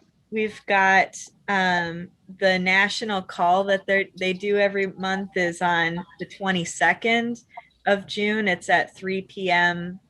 our time. So I try and get to those as much as possible and hear what's going on. And the Poor People's Army has been making like a media circuit. I did send out an email about that a couple weeks ago. So it's great to hear that they're getting in the news. So that's really about it. And I'll pass. And then do you want to go ahead and do the elections committee report? Sure. I did send out the minutes to our Just Greens Google. If people don't like to see that, I can just send it out to a few people who are really in the elections committee, but I would like to see it grow. So hopefully if that's not a bother to people, I'll just keep kind of putting it out in the Greens Google list. We talked about voter suppression and started a document on, we were polishing our document to maybe have a handout about voting and education for the general community so that people realize when they're experiencing voter suppression and how they can combat that as well. We also started and continued plans for candidate recruitment for 2022 because already half this year is over and we want to make very good use of the rest of the year. So, you know, we want to put the call out generally. If you are interested in running for office or you know somebody who might be interested, just reach out to me and we can start getting some local campaigns or state campaigns rolling. And also, we are trying to put together more volunteer opportunities that are really low commitment kinds of things that people can just show up and do something, and it's not there's not like a whole bunch of preparation that needs to be involved. So we were going to go out and talk about the Green New Deal this last week. Unfortunately, that fell through because of a whole bunch of other stuff going on, but we would like to continue that kind of an action where we're knocking doors and we are you know, working on all the things that need to be done so that we're really ahead of the game when it comes to next year, and there's a lot going on. And then I also had a bunch of city updates on West Allis local politics. I don't know if that was on the agenda in this meeting, but pretty much I've been following that closely as well. Pass. Yeah, if you could report on that next time, that would be great because it's important to us and we're just behind this time because of the way things went today. Sorry. Yeah, I just should report that if you're interested in the West Allis stuff, the next meeting for the city of West Allis that they're going to be talking about issues like an environmental proposal that our alderman wants to to put in, and also this lead issue and whatever other people want to talk about. That meeting is coming up on Tuesday, the 15th. The committee of the whole is at 6 p.m. and the common council is at 7 p.m. at City Hall in West Allis. And those are the basic city meetings that they're going to be talking about these kinds of things at CAS. Thanks, Barbara. And let's see. So we are on the People's Vaccine Alliance. That's somewhat of an announcement. The People's Vaccine Alliance should be capitalized, sorry. And it's for people who want the vaccine and can't get it. So it's not meant to be a discussion about, you know, should people get vaccines or shouldn't people get vaccines, but more about the inequity that's going on in the vaccine distribution by the G7, basically not getting rid of the intellectual property rights thing, but instead deciding to support big pharma all over the world. So South America, Africa, and Asia are particularly affected, not being able to get the vaccine. And there's a situation of people, well, what they're saying right now, it would be 55 years before all the people in the world could get the vaccine that want it, the way things are currently standing. So that's just basically an announcement. If you have a comment about that, can you keep it very brief because we are running late? Go ahead. Anybody? I would just, I would have a comment. Go ahead, Barbara. It's just kind of important to keep in mind that some of these countries, especially in Africa, don't even want the vaccine, that they have turned it away, and because they don't actually have any problems with coronavirus, that they're very low on the list of countries that have any problem whatsoever. So, you know, a lot of people act like the vaccine is the only way through, and it certainly is not. There are plenty of great preventatives and treatments that have been working all year long, and they're going to continue to work plenty fine. The vaccine, remember, is an experimental product. So to just kind of act like it's the only way to get through this is, and that, you know, people who don't have access to it are just dying in the streets, that may not be the case. So just remember that framing is also important. Pass. Thanks, Barbara. Anybody else before we move on? Okay, so the next item is Tom Stack. Go ahead, Tom. Just one word. Look up Haiti. Pass. Okay. The next item is the June 2020 Third Reconstruction March on Washington, D.C., which is being mainly spearheaded by the, what do you call that? Poor People's Campaign, Mike? Is that what that's called? Yes. Yeah, Poor People's Campaign. And so Reverend, I'm drawing a blank. Reverend Barber and the Poor People's Campaign. A lot of support for that. And that's something that you can see online. They are also doing events currently to lead up to this so that it will be, you know, a monumental event. So anything else that anybody wants to say about that? We should always note that Elizabeth Theo-Harris, who is a co-leader of the Poor People's Campaign nationally, grew up in Milwaukee. Okay, thanks. Father was a professor at Marquette. Okay, thank you. Let's see, the next item is short-term objectives. Let's see, I don't think we have much to deal with there. We're going to be updating some dates on those, but we do have to get to this outreach stuff. just as a reminder for people that weren't here earlier, we voted to donate $25 to the Juneteenth Day 50th anniversary. They reached out to us probably because we tabled there in 2018 and asked if we wanted to be a sponsor, but the lowest level of sponsorship was like $225.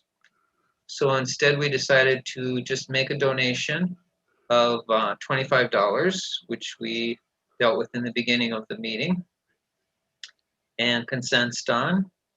And let's see, the other things there are just sites that you can go to find out protests that are happening in Milwaukee and other activist actions. Tom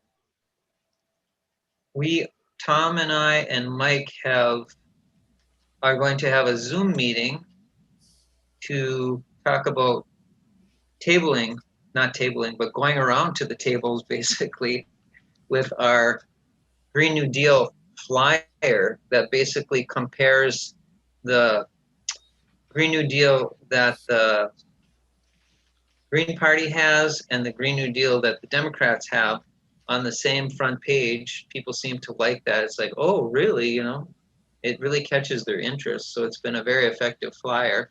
And then on the back, it tells more about the Green New Deal and how to access that through the Green Party USA website. So that's the flyer we're talking about using. Does anyone else want to be part of that Zoom call with Mike and I and Tom? We're looking for people to work that event. Well, Mike Stack, Go ahead. I'll just invite the usual outreach committee. We'll use our usual outreach committee tools to meet and publicize. And yeah, I post to the GMGP mailing list too, because yeah, we need to be bigger.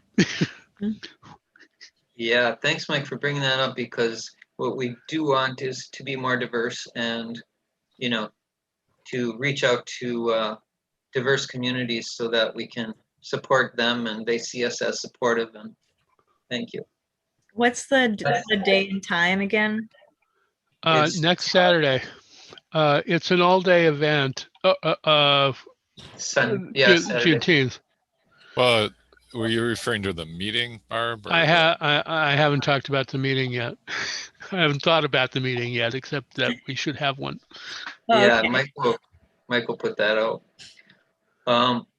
The next item is United Airlines. I just put this on myself because does anybody know the environmental significance of a supersonic transport airplane, jet? So just It's to give horrible. it's really horrible. So just to give some background, when I was a senior in high school, we had our first environmental class offered as one of our science options, and the biology teacher that got permission to have that as part of the curriculum, one of the things he was talking about was the supersonic transport that was proposed at the time or had just begun at the time, and how devastating it was going to be to the environment.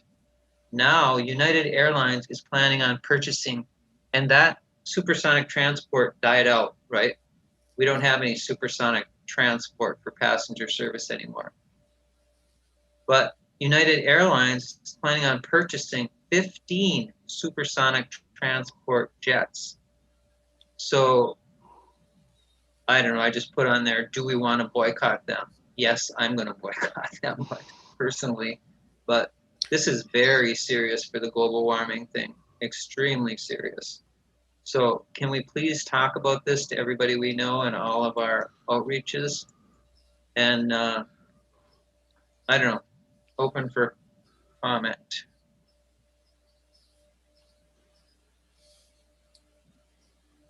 Or hearing none, we'll move on. Okay. So, Barbara, do we need to have a Conservation Congress update or? Well, I can just tell you what happened the last time I met with people. We had, instead of having a regular statewide convention, we had a second district meeting. So we only got to go through any of the local proposals and the statewide proposals from the hearing with our little District 11 group, which is Milwaukee, Kenosha, Waukesha, and Racine.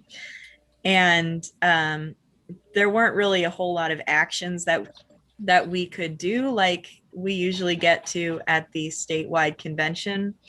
So, I mean, at this point, until they decide to go back to the usual planning of how the Conservation Congress works, it's pretty undemocratic and top down. And it's whatever like the executive committee and the district leadership council says is basically what goes. That said, all of our local proposals, our Green New Deal and our proposal to make the Conservation Congress a democracy and have a representative body that's not just like a Senate. Both of those got through, and I will be fighting tooth and nail for them at their various committee meetings. The Green New Deal one will be heard in the fall by my committee, which is the Environmental Committee. So I already kind of have an in with some of the members, and hopefully we will get that passed and through to the District Leadership Council. The other one has to go through rules and resolutions, and I'm not quite sure the date on that committee meeting yet, but I think it's going to be like this fall or even way later in the year. So I'm keeping an eye out for those meetings and anytime the District Leadership Council meets, because without any oversight, things just kind of get pushed aside and have to like go through again the next year. So yeah, that's pretty much all I have for now. Thanks. Thanks, Barbara. That's so great to hear about the Green New Deal proposal actually moving forward. So let's see, meeting with the Four Lakes Greens. This was Tom's idea and everybody just loved it. So we thought about, how we could better move forward in the state. And one of the ways we could probably do that was moving, having some dialogue with the other major chapter in the state of Wisconsin, just for some background.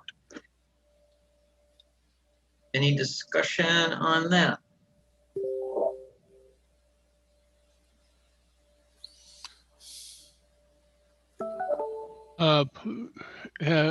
Mike Sack. Go ahead, Mike. Have we heard from Four Lakes? Do they have any ideas? Otherwise, we could start thinking about dates and times. We have not reached out to them with this idea, as far as I know, unless Tom, go ahead.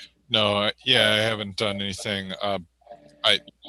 Dave Schwab did surface today, and during this meeting he texted me about something else. So I mean, I know he's on the planet, but and then Andrea. Mostly sleep deprived. Yeah. It just seems like at the state level, things have kind of drifted. The coordinating council, I think, they didn't meet. They're going to meet, I hope, next week. So no, we just need to do something, put some kind of proposal together.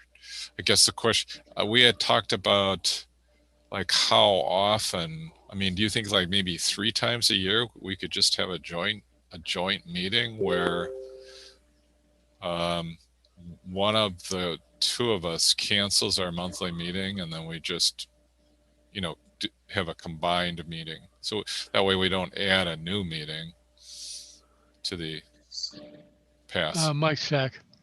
I'm going to put myself on the stack and then Mike. Tom, I think that's one good idea.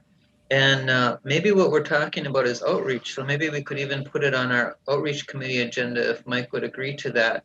and develop a little list of questions that we could throw out to the Four Lakes Greens, like your question about, you know, how many times, and could we do that as a substitute for one of our meetings or whatever like that. How do you feel about that, Mike? Perfectly okay to talk about it in outreach or in any venue. Mostly, let's see if we can pull one off and then see how that goes and see what interest there is in meeting regularly. I think it's a great idea and we should do that, but logistically and it's difficult. If you start setting up meetings for months and years ahead of time without having done the beta test, as it were. Let's Good try and point, Mike. schedule one thing. Good point, Mike. Yeah, schedule one meeting. Go ahead, Barbara.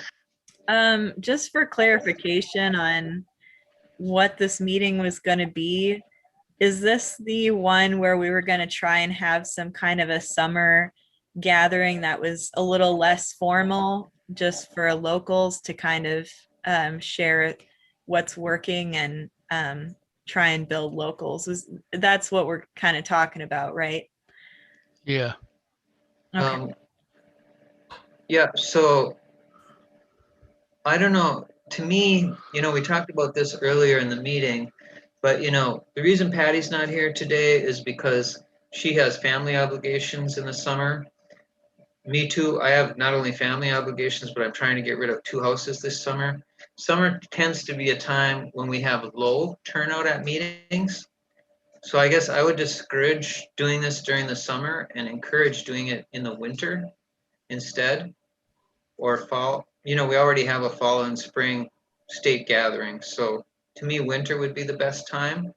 But these are all discussion items, about having this meeting with the Four Lakes Greens.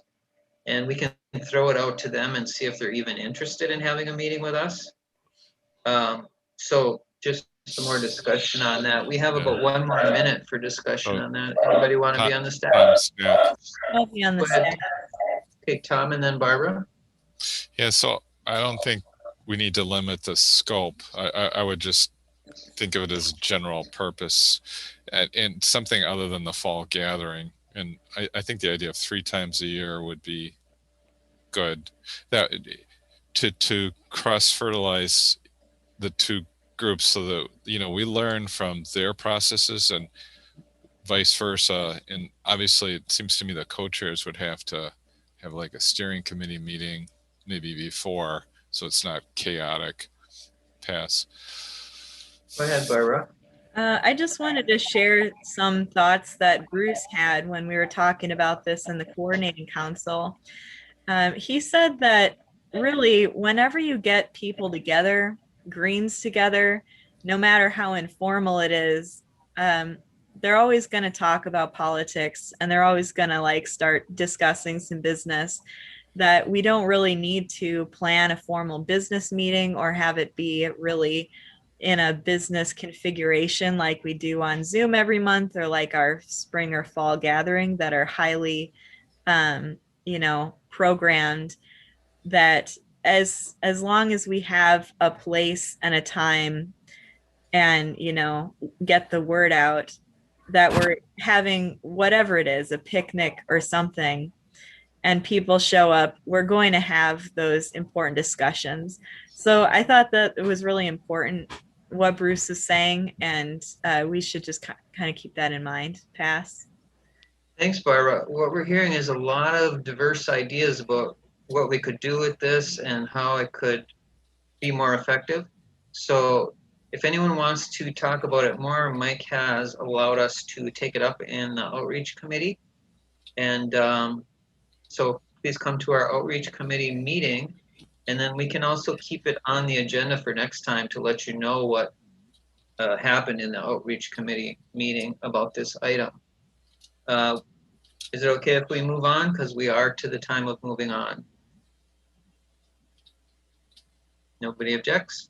So the last item we really have to deal with, and then we can go back and hit with whatever anybody else wants, because we will have a couple minutes left, is the reparations. So we have been talking about the Evanston, Illinois model, but we haven't really explored it much. And in outreach, we're talking about making that part of our anti-racist Green New Deal. So I guess we're looking for opinions about that and discussion about that. We have 3 minutes. Anybody want to be on the stack for that? Can someone explain what that model is? Yeah, so a reparations model is, how do we do reparations to the African American community, and maybe even more than just the African American community, for what's happened in the past in Milwaukee. The Evanston, Illinois, the city of Evanston, Illinois is already doing that. So there is a model out there for us to look at and, draw from. Anybody else have a comment about that? I was wrong. We don't have that much time. We have, let's see, about 1 minute. Mike Stack. Go ahead, Mike. I'm just going to note that I posted a link to a call tomorrow evening, or the 14th. 14th, that's Monday. Okay. Anyway, a reparations Q&A session with the National Coalition of Churches for Reparations. Probably a lot of people's questions will be answered there. I think it's probably going to be worthwhile. I found out about it through the Illinois Greens. Thank you, yeah. Mike. That's really For the minutes interesting. of National Coalition of Churches for Reparations, is there a date or a? It's in the chat. It's in the chat, Tom. Thanks. Thank you, Mike. Very helpful. So let's see. Any items for next month's agenda that we haven't already talked about? Okay. National Committee Affairs. Tom wanted to speak to that. And I put a link there also. Dr. Dana Beyer speaking about the whole trans controversy that's happening at the National Committee, as far as states' membership, that are not in compliance with our national platform on that. She's a ophthalmic surgeon, trans woman, and she speaks in about 15 minutes on a show called Gay USA, which is a national activist show out of New York City. One of the hosts is a lawyer, a lesbian lawyer that's been doing activism in New York City on LGBTQ issues for about 40 years. The show is actually 25 years old, and the other man that hosts it is an activist in New York, and he's also been part of that show for 25 years. So their guest, Dr. Dana Beyer, is speaking on that issue and talks about the history of trans athletes and that kind of thing. And so, but it's very quick. It's like a 15-minute little educational segment, and I found it very effective. So I thought you guys might want to check that out to educate yourselves about that issue. And Tom, go ahead. So I literally have 45 seconds and the meeting's going to be over. But I wanted to kind of share a vote that I made, on the NC. Just so you don't feel like you have to rush in 45 seconds, we have 2 minutes. Oh, okay. So yeah, it's hard for me to dump this context back into my brain because it was quite a while ago. But it gets really complicated. There's a coalition of people that I don't think of them as anti-trans. I guess gender critical would be the proper definition. They came up with a statement, and I was in a meeting for about 4 hours. There's a couple of lawyers and others, and so I had some investment in the statement and gave them some input. And again, I don't see their position as anti-trans, so and I don't think I'm being right on target here about everything. I should probably specify which thing I voted on, but the general sense is that, yeah, I know I'm in minority position and I'm representing my position, which is, I discussed that with some other delegates, and I guess it is what it is. I don't think there's enough time for me to move on. I did read the article, Greg, that you gave me carefully, and that's a separate topic, but you said to read that before the meeting, so I did, and we can discuss that later. Pass. Thanks, Tom. Yeah, appreciate you representing us on the National Committee, and your opinion is valuable. So go ahead, Barbara. To me, it seems like there's a few issues. There's the issue of what's actually written by the Georgia Greens and what that says, and also the whole proposal that the Georgia Greens ought to be kicked out of the National Federation because of what they wrote in their platform. Many people find that the statement is terrible and they don't like it, but they don't believe that it's a reason for the Federation to kick them out.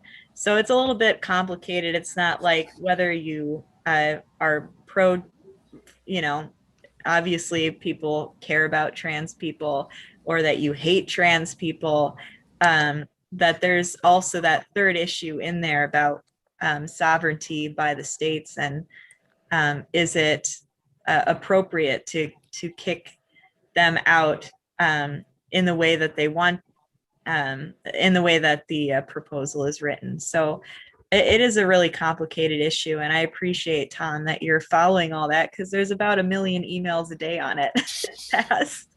I'm going to have to interrupt you guys. Thanks, Barbara. Because we are at 12:30 now, so we do have to honor, people that need to leave at this time. If anybody wants to stay on, I can stay on.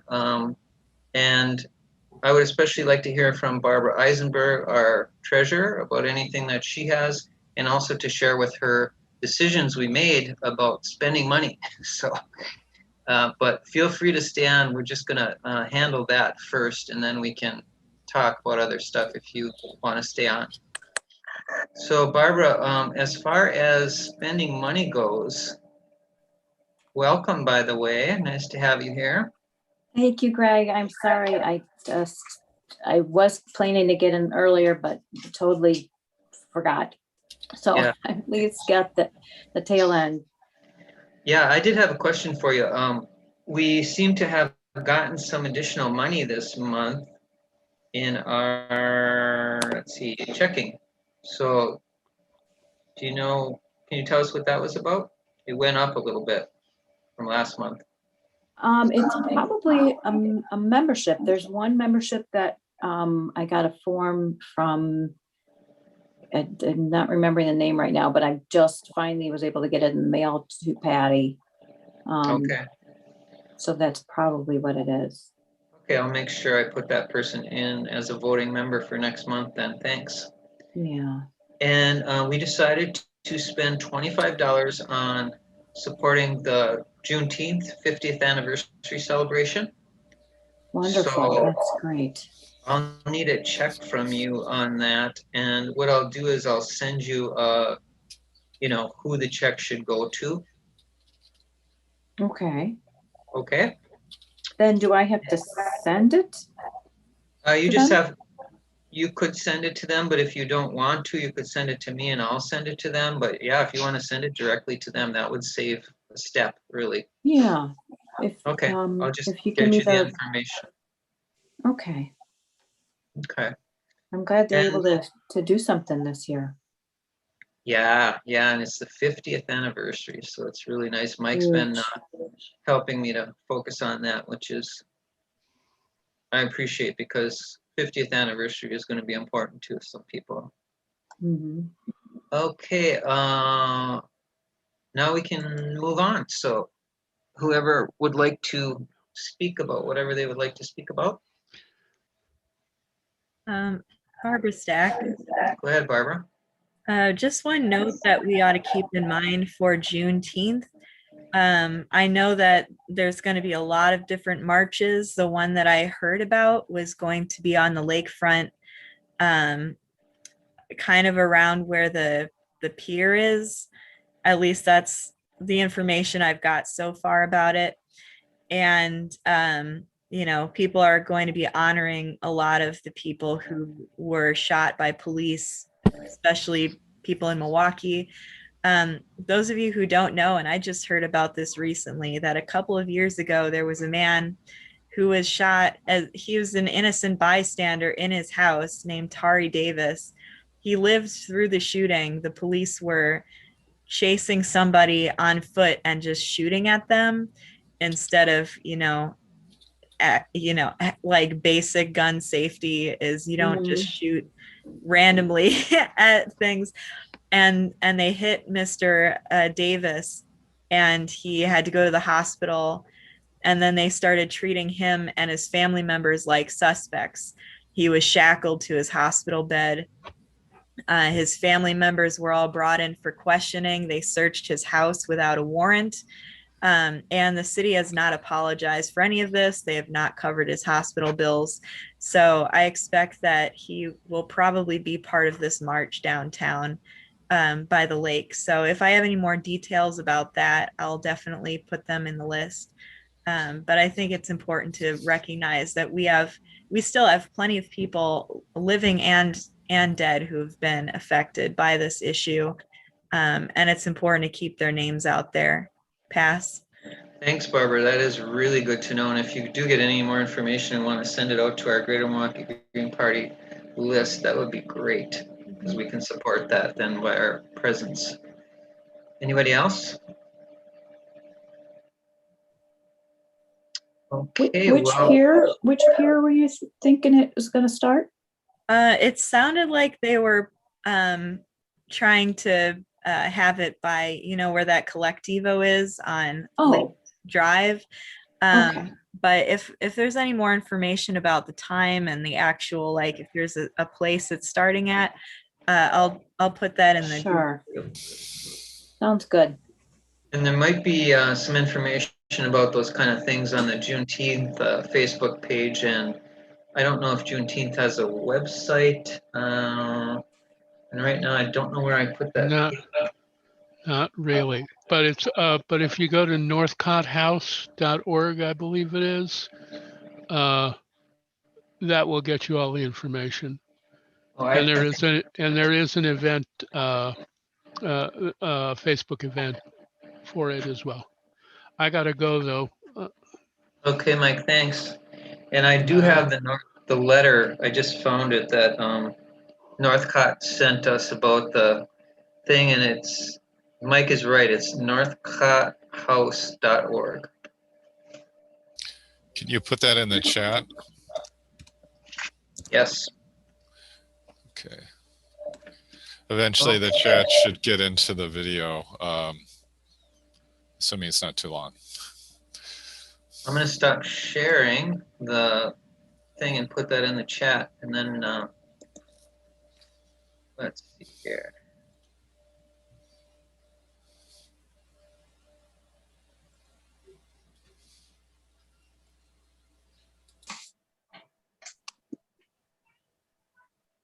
Our renewing member, Greg, is Joyce Elwinger. Joyce? Elwinger. Oh, wonderful. Yeah. Yeah. I Barbara, think did you she ever actually. Go What's ahead. that? Go ahead. Oh, I think she actually renewed in January, but it took me a while to get the check in the bank. I'm sorry. No problem. Okay. How do you spell her last name? ELLWANGER.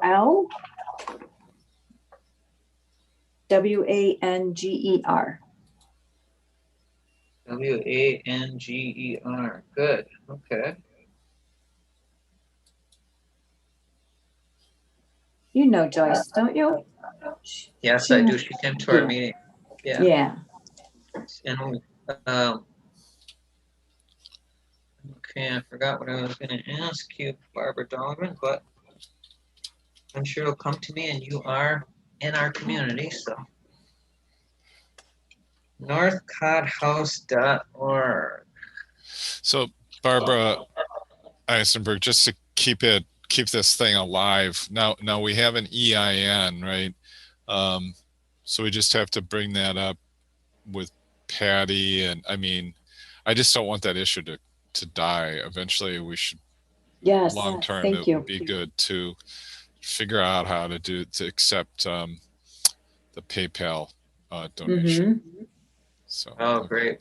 Yeah, I just, You want I that don't know the Go ahead. next step. Did you want that on the agenda, Tom, or are you just going to work on it off the agenda and then let us know when you actually get it? Yeah, that should. I'm just wondering if, like, we don't really have a committee for that kind of thing, but I think we might want to have a separate subcommittee meeting.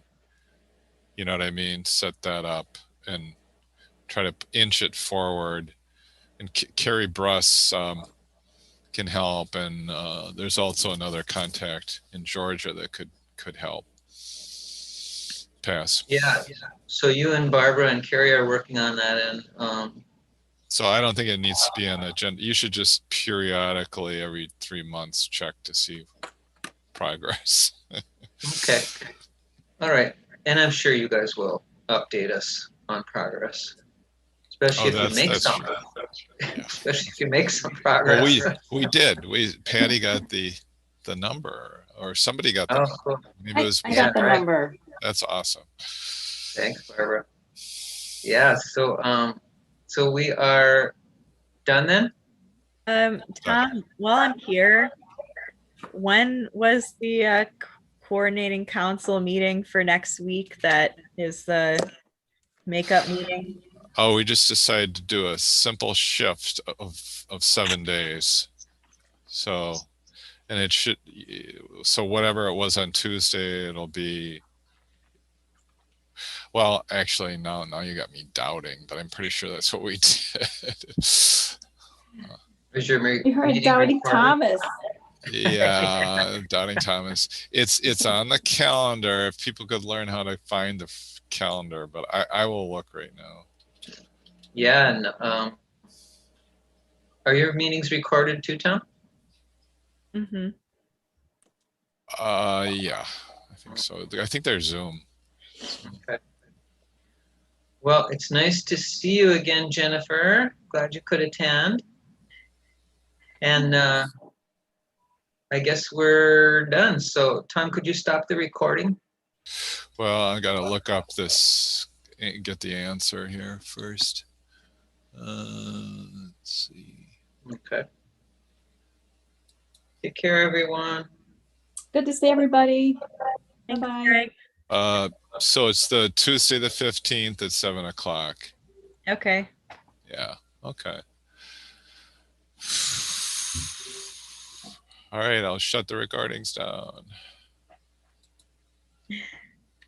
Yeah. It's always like, who do I clobber, the sender or the receiver? I think,